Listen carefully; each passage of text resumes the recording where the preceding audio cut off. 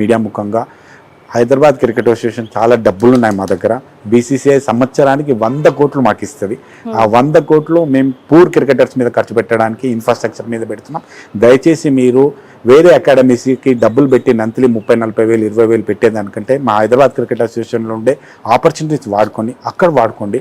మా దగ్గర మంచి మంచి కోచెస్ ఉంటారు. మీరు ఏదైతే ప్రైవేట్ అకాడమీస్ కోచెస్కి వెళ్తున్నారో అంతకంటే మంచి కోచెస్ ఉంటారు. కాకపోతే ఇక్కడ రావాలంటే ఒక ప్రాసెస్ ఉంటుంది. మా క్యాంపులు కానీ మేము పెట్టినప్పుడు కానీ ఖచ్చితంగా మాతో ఎన్రోల్ అవ్వండి. హెచ్సిలో హైదరాబాద్ క్రికెట్ ఆడాలనుకుంటే, ఇండియా లెవెల్లో క్రికెట్ ఆడాలనుకుంటే హైదరాబాద్ క్రికెట్ అసోసియేషన్లో రిజిస్టర్ అవ్వండి. రిజిస్టర్ అయిన తర్వాత రిజిస్టర్ ప్లేయర్కే అవకాశాలు వస్తాయి. అట్లాంటి మా అవకాశాలను వాడుకోండి. మాకు ₹1 కూడా మేము ఇవ్వద్దు.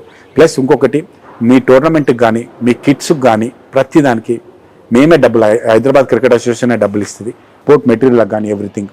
అవకాశాన్ని వాడుకోండి. ఎవరైనా కొత్తగా క్రికెటర్స్ మళ్ళీ ఆడాలనుకుంటే ఇప్పుడు మేము సమ్మర్ క్యాంప్ మార్చ్ తర్వాత ఎగ్జామ్స్ అయిపోయిన తర్వాత సమ్మర్ క్యాంప్ ఉంటుంది, ఇస్తాం. దాంట్లో అవకాశాలను వాడుకోండి. మీకోసం Hyderabad cricket association Uppal stadium and Gymkhana స్టేడియమే కాకుండా ఇంకా 4 కొత్త శాటిలైట్ అకాడమీస్, డిస్టిక్ అకాడమీస్ ఒక 8 స్టార్ట్ చేయబోతున్నాం. అందులో రిజిస్టర్ అవి మా కోచ్ల ద్వారా కోచింగ్ తీసుకోండి. మీకు ₹1 కూడా ఖర్చు పెట్టాల్సిన అవసరం ఉండదు. వావ్, చాలా పెద్ద మాట ఇది. బీసీసీఐ 100 కోట్లు ఇస్తుందా సార్ ఇక్కడ? అవునండి, సంవత్సరానికి 100 కోట్లు ఇస్తుంది మాకు. అవునా, ఏం చేస్తారు సార్ 100 కోట్లతో? 100 కోట్లు ఇప్పటివరకు ఏం చేశారో నాకు తెలియదు. ఇప్పుడు మాత్రం చెప్తున్నారు, ఎందుకంటే 100 కోట్లలో పూర్తి అవినీతిమయం.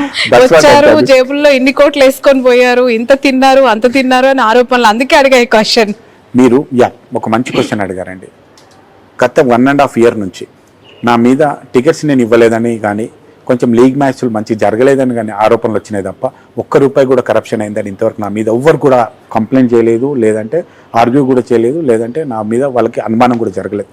ఈవెన్ మా దగ్గర ఉండే క్లబ్ సెక్రటరీస్ కానీ, ప్లేయర్స్ కానీ, బయట వాళ్ళు కానీ, మీడియా మిత్రులు కానీ, లేదంటే ఇంకా క్రికెట్ని చూసే క్రిటిసిస్ కానీ ఎవరు కూడా అవినీతి పూర్తిగా జీరో అయ్యేసామండి. ఇది నేను ఘంటాపథంగా చెప్పగలుగుతున్నాను.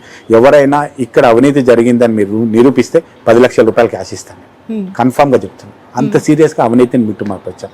ఎస్, మా దగ్గర ఇంకా కొన్ని ప్రాబ్లమ్స్ ఉన్నాయి, అవన్నీ సెటిల్ చేస్తాం. మీరు అడిగిన 100 కోట్లలో మేము మా బీసీసీఐ డొమెస్టిక్ మ్యాచెస్కి అండ్ మా హోటల్ పేమెంట్స్కి, మా ఫ్లైట్ టికెట్స్, మేము ఎంత రిచ్ అంటే మా ప్లేయర్స్ని ఎవరిని బస్సులను కార్లను పంపదు, ఖచ్చితంగా ఫ్లైట్లోనే పంపుతాం. వేరే స్టేట్కి ఎక్కడ వెళ్ళేదున్నా. ప్లస్ వాళ్ళందరికీ 5 స్టార్ అకామిడేషన్ ఇస్తాం. ఇదే మాకు 30-40 crores ఖర్చు అవుతుంది ఎవ్రీ ఇయర్. దానికే బీసీసీఐకి మ్యాచెస్ ఇస్తారు. ప్లస్ ఆ తర్వాత ఇన్ఫ్రాస్ట్రక్చర్ వర్క్. ఇప్పుడు మీరు చూస్తున్న ఇవన్నిటి కూడా మేము ఆల్మోస్ట్ 70-80 crores ఇన్వెస్ట్ చేస్తాం. ప్లస్ అంతేకాకుండా మేము కొత్త స్టేడియంస్, కొత్త ల్యాండ్స్ కొంటున్నాం. ప్లస్ అంతేకాకుండా ఇన్ కేస్ రేవంత్ రెడ్డి గారు ఈ 1 weekలో 1-2 monthsలో మాకు ల్యాండ్ పేపర్స్ మాకు హ్యాండ్ అవుట్ చేస్తే అక్కడ కొంచెం డెవలప్మెంట్ కార్యక్రమాలు కూడా చేస్తాం. మేము అక్కడ 150 acres ల్యాండ్ మేము అడుగుతున్నాం. దాంట్లో ఒక 50 acres ల్యాండ్ని స్టేడియం తీసి ఒక 100 acres ల్యాండ్లో మాకు రెగ్యులర్గా మ్యాచ్లు జరుగుతున్నప్పుడు 30-40 grounds రిక్వైర్మెంట్ ఉంటాయి. అవన్నీ మేము ప్రైవేట్లో లీజ్ తీసుకుంటాం. అక్కడ ఒక 30-40 grounds క్రియేట్ చేసి ఇమీడియట్గా నెక్స్ట్ రంజీ సీజన్ అంతా అక్కడే చేయాలని చూస్తున్నాం. దానికి నియర్ అబౌట్ ఒక 40-50 crores మాకు ఖర్చు అవుతుంది. ఎప్పటి వరకు మొత్తం రెడీ అవుతుంది సార్ ఒకవేళ అది మీకు హ్యాండ్ ఓవర్ అయితే? నా స్వార్థం నాకు ఉంటుంది కదండి, నేను ఉన్న టైంలో కంప్లీట్ చేయాలని ఆ ప్రయత్నం చేస్తాను. అంటే స్టేడియం జరగదు, అట్లీస్ట్ ఒక 30-40 grounds అన్న ఒక 1 yearలో చేయాలన్నది మన టార్గెట్. అట్లాగే తెలంగాణలో ఉన్న 6-7 జిల్లాల్లో, పాత 10 జిల్లాల్లో 6-7 జిల్లాల్లో గ్రౌండ్ కొని అక్కడ అట్లీస్ట్ జిమ్ఖానా లాంటి ఫెసిలిటీస్ క్రియేట్ చేయాలన్నది ప్రయత్నం చేస్తాను. ఓకే సార్, ఒక ప్లేయర్కి రంజీ వరకు వెళ్ళి ఫైనల్స్లో ఆడి వాళ్ళు ఎంతో కొంత విన్ అయ్యి వచ్చిన వాళ్ళకి BMW ₹1,00,00,000 50 లక్షలు ఇలా ఇస్తూ ఉంటారు కదా. వేరాజ్ ఇక్కడ హెచ్సిఏలోనే లేదంటే మిగతా ఇతర స్కూల్ డిస్ట్రిక్ట్ లెవెల్ కాంపిటీషన్స్లో గెలుచుకొని బాగా మంచి ఆట ఆడే వాళ్ళకి కూడా అట్లా ఏమైనా నజరానాలు ప్రకటిస్తుందా హెచ్సిఏ? హెచ్సిఏ తప్పకుండా ఇస్తుందండి. నేనే లాస్ట్ టైం మా రంజీ ప్లేయర్స్ని ప్లేట్ నుంచి ఎలైట్కి వచ్చినప్పుడు 25 లక్షలు మేము వాళ్ళకి ఇవ్వడం జరిగింది. అట్లాగే బుచ్చిబాబీ టోర్నమెంట్ గెలిచినప్పుడు కూడా వాళ్ళకి ఒక 25 లక్షలు మేము ఇవ్వడం జరిగింది. ప్లస్లో త్రిష వాళ్ళు వచ్చిన తర్వాత గవర్నమెంట్ ఆఫ్ తెలంగాణ ఇవ్వడం కాకుండా మేము కూడా వాళ్ళకి 10 lakhs అనౌన్స్ చేయడం జరిగింది. అంతేకాకుండా నేను కూడా నా పర్సనల్గా మొన్న మా తనే త్యాగరాజన్కి, తన్మయ్ అగర్వాల్కి 1 lakh నా పర్సనల్ క్యాష్ ఇవ్వడం జరిగింది. చాలా మంది ప్లేయర్స్కి, ఇప్పుడు నిఖిత్ జరీన్ కానీ వేరే ప్లేయర్స్ కూడా ఆల్మోస్ట్ ఒక 20-30 members ప్లేయర్స్ కూడా వాళ్ళు ఏదైనా ఎంకరేజ్మెంట్కి కానీ అదర్వైజ్ వాళ్ళకి స్పోర్ట్స్కి రిక్వైర్మెంట్ కానీ కోచింగ్ కానీ మేము పర్సనల్గా మాకు ఆసరా ఫౌండేషన్ ఒక ఫౌండేషన్ దాని నుంచి కూడా ఇస్తూ ఉన్నాం. ప్లస్ హెచ్సిఏ నుంచి కూడా రెగ్యులర్గా ఇస్తూ ఉన్నాం. అంతేకాకుండా లాస్ట్ టైం మేము ప్లేట్ నుంచి ఎలైట్కి వచ్చినప్పుడు మా ప్లేయర్స్ అందరికి కూడా రంజీ గెలిచి రండి, ప్రతి ఒక్క ప్లేయర్కి BMW ఇస్తా అని చెప్పి నేను ప్రామిస్ చేయడం జరిగింది. వితిన్ 2-3 ఇయర్స్లో నేను ప్రెసిడెంట్షిప్ ఉన్నప్పుడే రంజీలో ఫైనల్ గెలవడమే నా టార్గెట్. రంజీలో గెలుస్తాం, ప్రతి ప్లేయర్కి BMW ఇస్తాం. ఛాలెంజ్ ఇది. ఓకే, సో సెలెక్షన్ ప్రాసెస్లో సినిమాలో చూపిస్తూ ఉంటారు కదా, కొంత ఎక్కడో వన్ సైడెడ్గా ఉంటుంది, ఇన్ఫ్లుయెన్స్ చేస్తారు. సెలెక్షన్ చేయాలి అని అంటే కొన్ని లంచాలు, ముడుపులు అవి ఇవి ఉంటాయి, నిజమేనా? అది పాత రోజుల్లో, ఇప్పుడు కాదు. లేదు. ట్రాన్స్పరెన్సీ ఉందా? 100% పూర్తిగా 100% ట్రాన్స్పరెన్సీ ఉంది. వన్ మోర్ థింగ్ అండి, ఈరోజు పూర్తిగా కూడా స్టేటస్ అంతా ఒక ప్లేయర్ ఆడింది పూర్తిగా ఆన్లైన్లో పెడుతున్నాం. ప్లేయర్ పర్ఫార్మెన్స్ వన్ దాంట్లో ఉంది. ప్లస్ క్రికెట్ని 24/7 అందరు వాచ్ చేస్తుంటారు. ప్లస్ ప్లేయర్ ఎంత ఆడుతున్నారు, ప్లేయర్ పేరెంట్ బయట అంతకంటే ఎక్కువ ఆడుతున్నారు ఇక్కడ క్రికెట్. 24/7 సీరియస్గా ప్లేయర్ ఆడుతుంటే కోచ్ ఏదైతే చెప్తుంటాడో, కోచ్ కంటే ఎక్కువ ప్లేయర్ పేరెంట్ వచ్చేసి నువ్వు అట్లా ఆడు ఇట్లా ఆడని చెప్తుంటారు. కోచ్కి తెలుసా, వాళ్ళకి తెలుసా. అందుకని నేను ప్లేయర్స్ అందరికి ఒకటే చెప్తా, మీరు గ్రౌండ్లో ఆడేటప్పుడు మీ పేరెంట్స్ రానియకండి అని. వాళ్ళు వచ్చి పాడు చేస్తున్నారు. సో ఏ చిన్న తప్పిదం జరిగినా ప్లేయర్స్ పేరెంట్స్ ఎవరు ఒప్పుకోరండి, కోర్టుకు వెళ్తారు, ఇవన్నీ ఇష్యూస్ జరుగుతూ ఉంటాయి. సో ట్రాన్స్పరెన్సీ 100% ఉంది, తప్పులు జరగట్లేదు. ఎవరికైనా తప్పు జరిగినట్టు తెలిస్తే నా దృష్టికి తీసుకురండి, ఖచ్చితంగా దాన్ని మేము సర్దిద్దుకుంటాం, వాళ్ళపైన బ్యాన్ పెడతాం. నేను గెలిచిన ఫస్ట్ రోజే చెప్పాను, ఎవరైనా ప్లేయర్ కానీ ప్లేయర్ పేరెంట్ కానీ ఎవరైనా కోచ్ కానీ మాల్ ప్రాక్టీసెస్ చేసినట్టు కానీ డబ్బులు తీసుకున్నట్టు కానీ నిరూపణ జరిగితే వాళ్ళని 3 years బ్యాన్ చేస్తామని చెప్పాను. దాని మీద మాట మీద ఉన్నాం. ఒక 2-3 ప్లేయర్ని బ్యాన్ కూడా చేశాం మేము. మీరు ఇలా అనర్గళంగా మాట్లాడేస్తున్నారు, ఏం అడిగితే చెప్పేస్తున్నారు. ఏం సార్ ఫ్యూచర్లో పొలిటికల్ అంబిషన్ ఉందా మీకు? MLA, MP, minister? క్రికెట్ అంటే పిచ్చి అండి, స్పోర్ట్స్ అంటే పిచ్చి. నాకు పొలిటికల్గా చాలా అవకాశాలు కూడా ఉండింది, కానీ నా లైన్ అది కాదని నేను తీసుకోలేదు. నాకు బిజినెస్ అండ్ స్పోర్ట్స్ రెండే ఇంట్రెస్ట్. నా లైన్ చాలా క్లియర్. ఎస్, కొంతమంది పొలిటికల్ పర్సన్స్కి నేను దగ్గరగా కలిసి పనిచేశాను, వారికి బ్యాక్ అండ్ సపోర్ట్ చేశాను, కాదనట్లేదు. బట్ నేను పొలిటికల్గా ఎప్పుడు రాదలుచుకోలేదు. నా లైఫ్లో పొలిటికల్గా వచ్చేదానికి అవకాశమే లేదు. ఎందుకంటే పొలిటీషియన్స్ చాలా దగ్గరికి చూశాను, వాళ్ళకి పడే కష్టం అండి. ఒకసారి ఒక మంచి పొలిటీషియన్, పెద్ద పొలిటీషియన్ నేను చెప్పాను, అన్న నువ్వు పడ్డే కష్టం బిజినెస్లో వచ్చుంటే అంబానీని మించిపోతుంటే నువ్వు. సీరియస్గా అంత కష్టపడతారు, ఎంత చేసినప్పటికీ వాళ్ళకి నెగిటివ్ ట్రోలింగ్, తిట్లు అవన్నీ. ఇక్కడ నేనున్నానండి, నాకు ఒక రెస్పెక్టబుల్ పొజిషన్లో ఉన్నా. నన్ను ఎక్కడైనా తప్పు జరిగితే ట్రోలింగ్ చేస్తారు తప్ప రోజు ఏకవచంలో తిట్టడాలు అవన్నీ ఉండవు. కానీ పొలిటీషియన్ ఎవ్రీ డే తిట్టించుకుంటారు, తప్పదు. ఎవరు రాత్రి 11 తర్వాత ఫోన్ వచ్చిందంటే వాళ్ళ బూతులు వినలేక పరిస్థితి ఉంటుంది, మాకు ఉండదు. అందుకంటే నేను పాలిటిక్స్ పోదలుచుకోలేదు. వద్దండి, ప్రశాంతంగా ఉన్నా. ఎక్కడ పోయినా ఒక రెస్పెక్టబుల్ పొజిషన్ ఉంది. అక్షర చైర్మన్గా కానీ, HCA ప్రెసిడెంట్కి కానీ, వేరే ఏవియేషన్ బిజినెస్లో కానీ, మీడియా పర్సన్ కానీ ఆ రెస్పెక్ట్ ఉంది. ఆ రెస్పెక్ట్ పోడగొట్టుకోదలుచుకోలేదు. ఎన్ని వేల కోట్లు ఉన్నాయి సార్ ఆస్తులు? దయచేసి నాకు సీరియస్గా అంటే వాస్తవంగా నేను వెళ్ళాఫ్ ఉన్నాను, కష్టపడుతున్నాను, ఒక స్టేజ్కి వచ్చాను, రాదనట్లేదు. అన్ని డబ్బులు లేవు, కాకపోతే సమాజం నన్ను ఇంకా చాలా పైసలు ఉన్నలా క్రియేట్ చేసింది. I'm enjoying that. Sir Pakistan matches జరిగినప్పుడు చాలా అగ్రెసివ్ ఉంటున్నారు కోహ్లీ. మినిమం కొడితే హాఫ్ సెంచరీ లేదంటే సెంచరీ. మొన్న కూడా చూసాం. ఏం సార్ ఏమైనా స్పెషల్? కోహ్లీ కూడా అదే చెప్తున్నాడు కదా, పాకిస్తాన్ అంటే పూనకం వస్తుంది నాకు, నేనేం చేయాలని. ఆయన నరాల్లో జీర్ణించిపోయినట్టుంది. పాకిస్తాన్ ఆయన కొట్టేస్తున్నాడు. ఆయన మొన్న మ్యాచ్ కూడా నేను దగ్గరండి చూశానండి, ఎంత విజృంభించాడు. అసలు వేరే వాళ్ళకి ఛాన్స్ ఇవ్వట్లేదు, మస్తు ఆడుతున్నాడు. రియల్ గా కోహ్లీ లాంటి వాళ్ళు ఎప్పుడు మనకు ఒకరు ఉన్నారు. ప్రెసిడెంట్ గా మీరు ఇప్పుడు ఇండియాలో ఎక్కడ ఏ మ్యాచ్ జరిగినా కూడా మీకు ఫ్రీ యాక్సెస్ ఇన్విటేషన్ ఉంటుందా, లేదంటే మీరు కోరుకొని వెళ్ళాల్సిందే?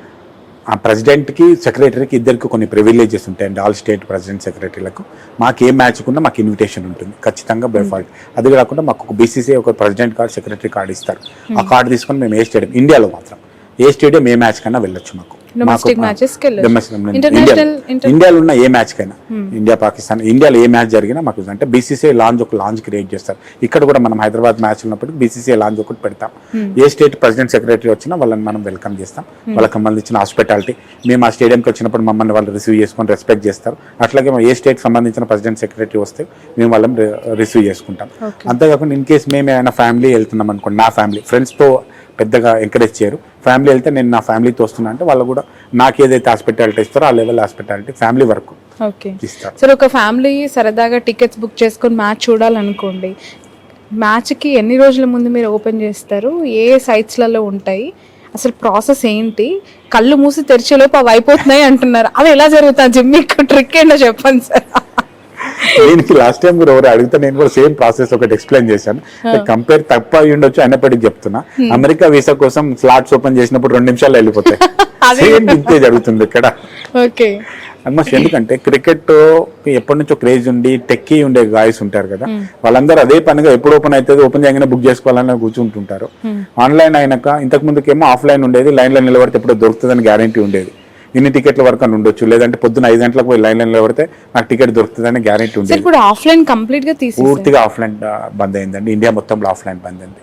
ఓకే. టికెట్ ఆన్లైన్లో బుక్ చేసుకున్న తర్వాత టికెట్ డిస్ట్రిబ్యూషన్ అనేది ప్రింట్ చేసి ఇస్తాము, బట్ ఆఫ్లైన్లో వెళ్ళి ఒక టికెట్ కొనుక్కోవడం లేదు. సో ఎలా నేను ఒకవేళ బుక్ చేసుకోవాలంటే ఎందులో ఆన్లైన్ లో సైట్ లో ఓపెన్ అయినప్పుడు ఇప్పుడు ఏంటంటే Paytm site, SRS site, Paytm site లో మేము లింక్స్ పంపిస్తాం. పేపర్ లో ముందే, మీడియాలో ముందే మేము అనౌన్స్ చేస్తాం ఈ టైంకి టికెట్స్ మేము ఆన్ చేస్తున్నాం అని చెప్పి. ప్లస్ అందరు చాలా స్మార్ట్ ఉన్నారండి, అందరికి తెలిసిపోతున్నాయి, టెకీ అయిపోయారు అందరూ. ఇప్పుడు కమింగ్ అప్ 9 మ్యాచెస్ కి అది యాక్చువల్గా ఏమైందంటే టికెట్స్ చాలా తక్కువ ఉన్నాయండి మన దగ్గర. 37,000 టికెట్స్. 37,000లో 27,000 ఏమో మేము సేల్లో వెళ్తాం. 10,000లో స్పాన్సరర్స్కి ప్లస్ హెచ్సిఏకి ప్లస్ గవర్నమెంట్స్కి ఇవన్నిటికి వెళ్తాయి.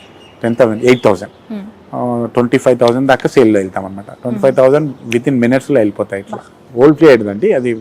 స్పాన్సరర్స్కి అండ్ బీసీసీఐకి ప్లస్ హెచ్సిఏకి ప్లస్ గవర్నమెంట్ అఫీషియల్స్కి వీళ్ళకి వెళ్తాయి. సార్ ఫైనల్లీ జైషాకి సంబంధించి ఆయన వచ్చినాక విజృంభిస్తుంది ఇండియా అని ఒకవైపు అంటూ ఉంటే, తండ్రి హోంమంత్రి కదా, ఇంకా కొడుకుకి పదవి వచ్చేసింది, ఇంకే ఉంది, అనుభవిస్తూ ఉన్నారు దాన్ని, స్వీట్ ఫ్రూట్స్ ని అని. జైషా గారిని వన్ సైడ్ ఆఫ్ షేడ్ చూసిన వాళ్ళు ఆ మాట అనొచ్చు, కానీ జైషా గారిని దగ్గరగా నాలాంటి చూసిన వాళ్ళు వెరీ జీనియస్ అండి.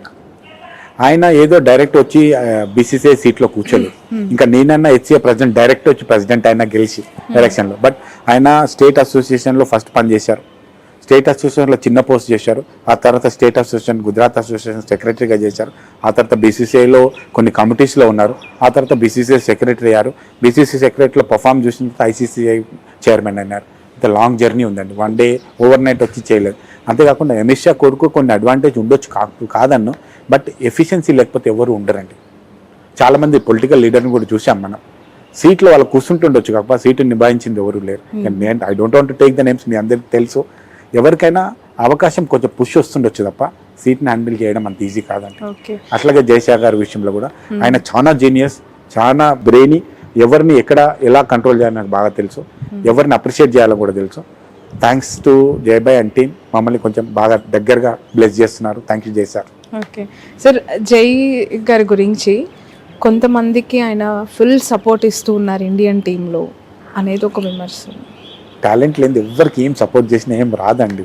సింపుల్గా చెప్తున్నాను, గవాస్కర్ కొడుకు క్రికెటర్ ఎందుకు అవ్వలేడు? గవాస్కర్ని కాదని చేసే రోజులు ఎవరు లేవు కదా, రైట్? జైషా ఫ్యామిలీ నుంచి ఎవరైనా క్రికెటర్ వచ్చారా? ఇన్ కేస్ మీరు అట్లా అనుకుంటే జైషా ఫ్యామిలీ నుంచి ఎవరినో కొంత తెచ్చి ఆడించవచ్చు కదా, ఎవరిని చేయలేదు. ఎస్, ఎక్కడో దగ్గర ఎవరు మంచిగా ఆడుతున్న ప్లేయర్ని ఆయన అప్రిషియేట్ చేస్తుండొచ్చు కదా. ఇప్పుడు కోహ్లీ గారు బాగా ఆడుతున్నారు, ఆయన అప్రిషియేట్ చేస్తుండొచ్చు, జైషా మనిషి అని చెప్పలేము కదా, అట్లా జరుగుతుండొచ్చు. కానీ టాలెంట్ లేకుండా ఎవరు ఏమీ చేయలేరు. మీరు అన్ని చెప్పారు సార్, ఈ ఇంటర్వ్యూ క్లోజ్ చేయాలంటే మీరు ఆ బుర్కా వేసుకున్న ఫోటోలు ఇవ్వాల్సిందే కెమెరా ముందు. నేనైతే ఫోటోలు ఇప్పుడైతే ప్రెసెంట్ నా దగ్గర లేవు, మీరు ఇస్తా ఉన్నారు. నేనేమంటున్నాను, పేర్లు కూడా సార్, ఇద్దరు పేర్లు చెప్పాను. నెక్స్ట్ టైం మ్యాచ్ జరిగేటప్పుడు, నెక్స్ట్ టైం మ్యాచ్లకు ఖచ్చితంగా వాళ్ళు జరుగుతారు, వాళ్ళతో సెల్ఫీ తీసుకొని నేను పంపిస్తాను. It's my promise. నెక్స్ట్ ఇప్పుడు మ్యాచ్లో